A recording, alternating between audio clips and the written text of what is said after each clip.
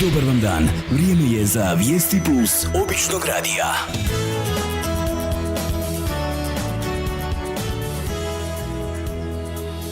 Dragi slušatelji, dobar vam dan. 4. travnja 2019. godine u 20 sati u dvorani Kino Mogorjela u Čapljini u organizaciji Hrvatskog kulturno-umjetničkog društva Zora Struge Gorica održat će se promocija knjige Ganga s izvora Glas autora Jure Miloša, a upravo autor navedene knjige je i naš današnji gost. Pa gospodine Miloš, prije svega dobar vam dan i dobro nam došli. Lijep pozdrav vama i svim vašim slušateljima. Pa evo, možete li nas za početak ukratko upoznati s poviješću Gange i gusala, kako su došli u naše krajeve? Dakle, samim dolaskom Slavena, tadašnjih Slavena na naše područje, gusle dolaze dakle sa nama na ove krajeve. Dakle, kako sa Hrvatima, Crnogorcima, Srbima, tako i sa nama, dakle, između ostaloga i sa Albancima, dakle, kad pričamo o ovom užem području gdje gusle kao glazbalo obitavaju gotovo u istom obliku. Naravno, njihova pradomovina i izvor je, dakle, daleko na istoku i ono što je zanimljivo da cijelim ovim putom svile obitava slično glazbalo. Dakle, jedno od poznatijih kad krenemo od istoka prema zapadu je svakako mongolsko glazbalo koje se zove Morin Kur, a u prijevodu znači konjska dlaka. Jako je slično, dakle, guslama i to je praoblik recimo naših ovdje gusala, iako njihovi izvođači, to njihovo glazbalo koje sam već rekao se zove Morin Kur, glasovno pjevaju i izvode glasovne sposobnosti nešto niže u odnosu na ovdje naše područje gdje gusle obitavaju. Tako recimo imamo kod Albanaca, dakle iste su gusle kao i kod nas ovamo, samo naravno pjevaju svojim albanskim jezikom i kod njih se ne zovu gusle nego se zovu lahute. A ovdje recimo područje Srbije, Crne Gore, Bosne i Hercegovine i Hrvatske, dakle zovu se gusle i isto je, dakle, glazbalo, kordofono, jednožičano glazbalo i naravno svi narodi uz to glazbalo opjevavaju svoje junake. Iako moramo istaknuti da recimo u odnosu na ostale narode na ovom području, kod Crnogoraca je to gusle su nekako, odnosno to glazbalo najistaknutije, čak i kod njih su gusle dobile status nacionalnog glazbala.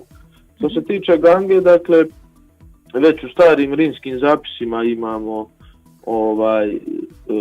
spominjanje kako ljudi, kad su recimo Rimljani u 1. stoljeću po Kristu osnivali svoje kolonije na ovim područjima, recimo stoje zapisi kako su ljudi ovdje znali tako glasno zapjevati, stave ruku pod uho, sad parafraziram njihove spise, i tako su glasno znali, dakle, zapjevati. Tu vidimo taj nekakav prav oblik današnje Gange, ali dakle ono čega se možemo definitivno i čvrsto držati, dakle, da pod imenom Ganga, dakle to je što sam prethodno govorio prav oblik pjevanja današnje Gange, ali pod imenom Ganga ona se pojavljuje negdje oko 1890-900 pod tim imenom, iako je prije imala svojih praoblika, između ostalog i sopračko pivanje koje se još rijetko zadržalo na području Hercegovine, izuzev recimo ovog užeg područja, zapadnog užeg područja zapadno-hercegovačke županije.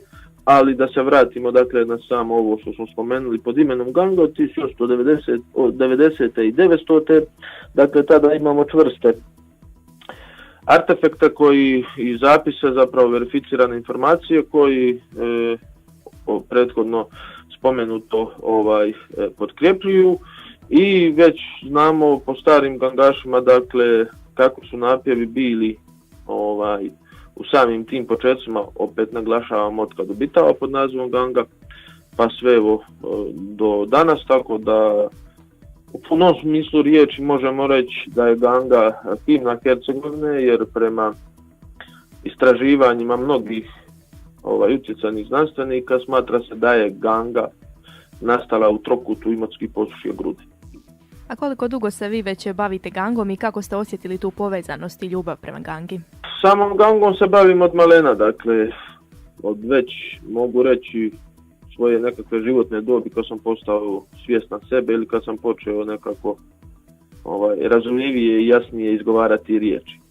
Dakle, to je sa nekih 5-6 godina. Sam počeo sa gangom sa svojim bratom Damirom i majčinim stricom Vencelom Alpezom. Tako da evo smo nastavili sva trojica, hvala Bogu, do dan danas. A evo da se osvrnemo na vašu knjigu koju predstavljate u Čapljini, evo spomenuli smo u najavi, možete nas ukratko upoznati sa sadržajem i evo na koji način svi koji žele mogu nabaviti tu knjigu.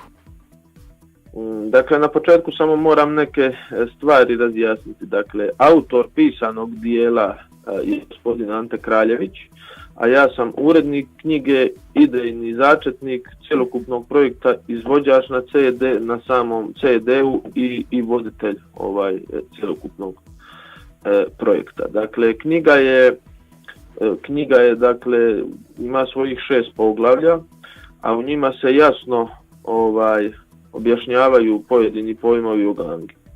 Kao što su recimo nekakvi opći podaci od nazivlja, iskonoslavlja i dosadašnjih radova o gangi.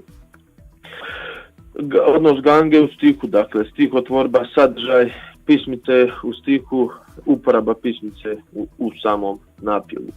Ganga kao napjev, određenje, njezino i njezin opis, vrijeme i mjesto nastanka, područje gange, način nastanka, vrste gange, dakle podjele na vrste gange koje sve obitavaju i prigode uz koje se ganga nekad pjeva danas.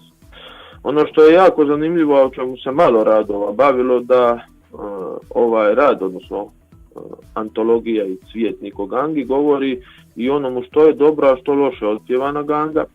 Tu je također jedno poglavlje koje se osvrće na samu pločicu, odnosno CD koji se nalazi uz knjižicu. Ono što bi bilo dobro za budućnost gange, utjecaj samih promjena u društvu, što bi trebala raditi i nekakve smjernice za razvitak gange i kulturno-umjetnička društva. Tu svakako upravljamo odgoj podmlatka, ali nekakva kruna samim time bi bila i zaštita gange. Dakle, i onda ono što je jako bitno, a što ova knjiga donosi, i zapravo nijedna prethodna knjiga to nema, je široko i raznoliko knjigopisje o gangi, dakle preko 120 bibliografskih jedinica je korišteno za ovaj rad. I onda tu kao poseban prilog imamo popis do sada objavljenih poznatih snimaka gange i onda imamo tu naravno i pogovor dijelu kojega je radio doktor etnologije, docent doktor Damir Zorić, koji je inače pročelnik studija povijest umjetnosti sveučilišta u Mostaru, i zatim recenzije profesorice doktorice Jasmine Talam, koja je sa Muzičke akademije Univerziteta u Sarajevu i poznati povjesničar i zapravo pisac o gangi, doktor znanosti Anđelko Mijatović. I zatim imamo popis izvođača na CD-u i popis izvedaba na CD-u, a to je zapravo do sad prvi objavljeni popis takav, dakle gdje oni koji se susreću prvi put sa gangom, na osnovu ovoga popisa koji se nalazi u knjizi i na osnovu